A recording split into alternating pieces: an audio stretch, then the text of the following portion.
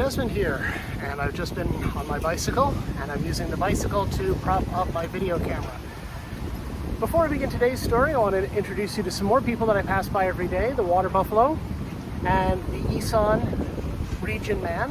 Issan is the part of Thailand that we're in at the moment, and you can see he's playing the local version of a pan flute.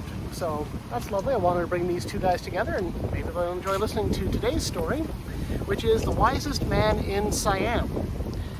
Which of course comes from the book Thai Children's Favorite Stories, Fables, Myths, Legends, and Fairy Tales, written by Marian D, Toth, illustrated by Patcharee Meesukhon. So I know these two will listen quietly as I read the story. Alright, so here's the first bit. We can see a royal procession here, which looks lovely. And we can see some fellas chatting underneath the bamboo of an evening out on the porch. So, the wisest man in Siam. Once, a long time ago, when Thailand was called Siam, the country was ruled by a most powerful man. The mention of his name made men tremble, women hide, and children as still as pebbles along the side of the road. As mighty ruler of all of Siam, he held power over life and death in the palm of his hand. This great king lived a life of luxury. He sat upon a golden throne, slept upon a golden bed, and wore a tiered crown of gold. His royal feet never touched the ground. He hardly ever walked. Kings in those days used a special kind of chair in which they sat proud and tall while servants carried them from one place to another. His food was served on plates of gold. His clothes were woven from golden thread. Understandably, the name of this king was God Over My Head. The king's servants and guards were tense beyond belief. Their eyes observed each movement of his hands, for even a small gesture could be a command. Their ears listened carefully for every word that he might utter. They responded whether he stuttered, whispered, or spoke in a roar.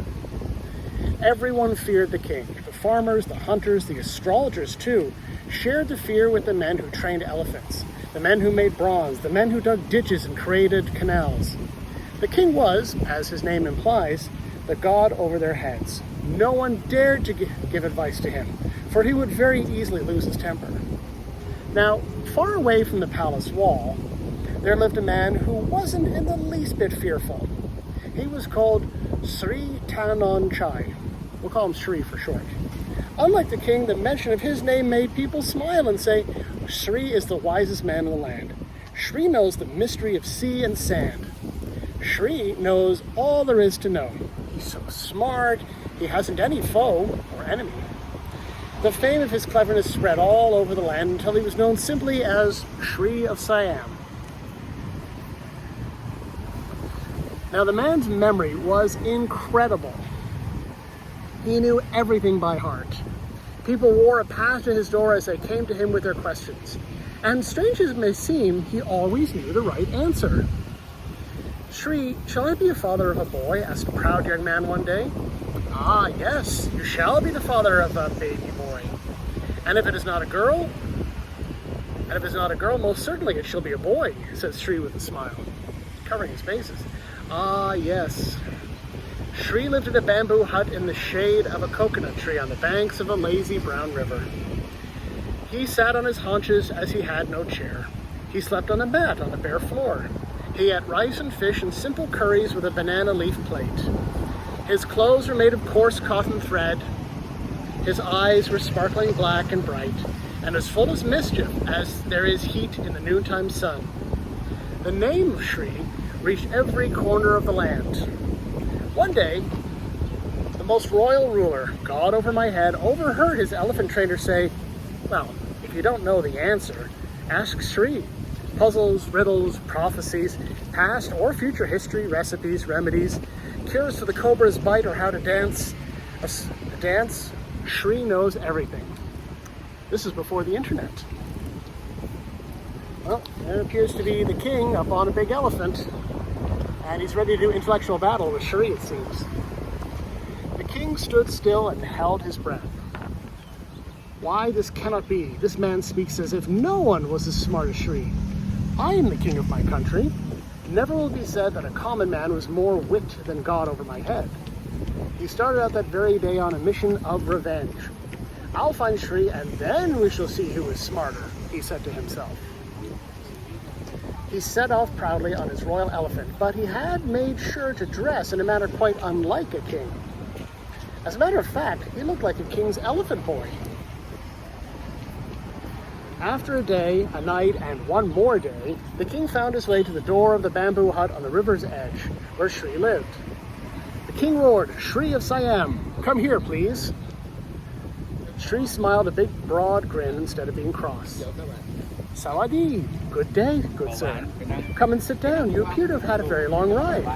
May I help you in some way?"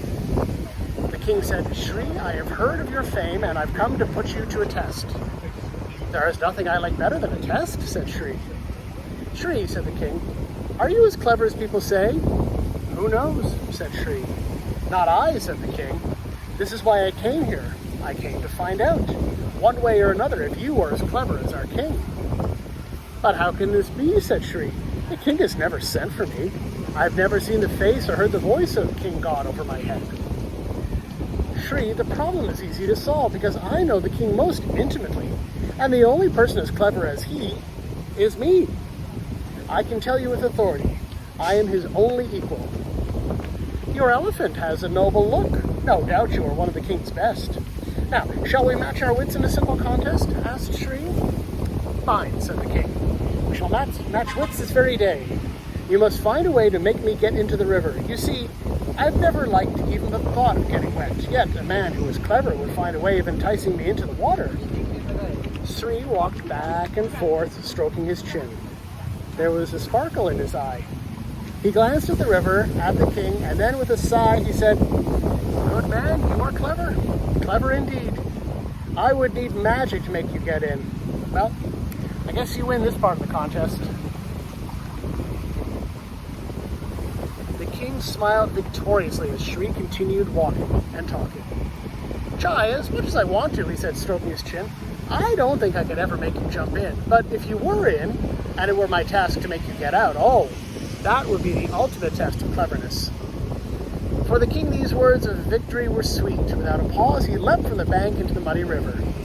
Shri began to laugh as he heard the king say, "Shri, you won't live another day if you can't get me out of this water at once.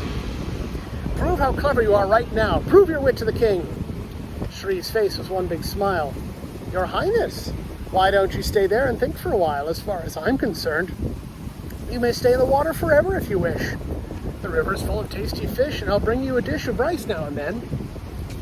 The king looked as if he were about to explode when Shri said, "I won your challenge. There's no doubt. You asked me to make you jump into the river, and there you are." The king had no more to say. He had been outwitted. He climbed out of the river as lifeless as a broken toy. He nodded to Shri and said, "You are indeed a clever man." Oh, that we can be all that clever. Well, hope you enjoyed the story as I just chill out with my musician friend here and as the sun sets behind me. So that's Teacher Desmond from today from Khon Kaen, Thailand. Have a great evening, what remains of it, and we'll see you next time. Bye-bye.